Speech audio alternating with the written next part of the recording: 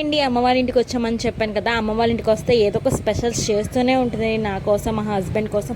ఆయనకి ఏదైనా తినాలనిపించినా, నాకు ఏదైనా తినాలనిపించినా అడుగుతాం, వెంటనే చేసి అయితే పెడుతుంది అనమాట.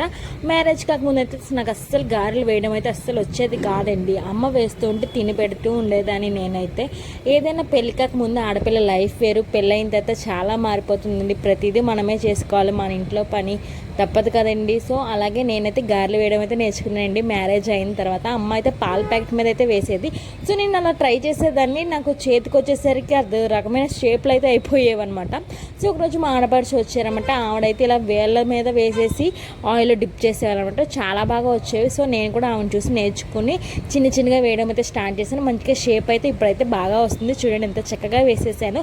మా చిట్టి తల్లి కూడా చక్కగా తింటుంది అనమాట. ప్లేట్లో వేసుకొని కుర్చీలో కూర్చొని చక్కగా తింటుంది. సో మేమైతే బ్రేక్ఫాస్ట్ అయితే గారెలు ఇంకా అలాగే టమాటా పచ్చడితో అయితే తినేసాం. Please like and subscribe.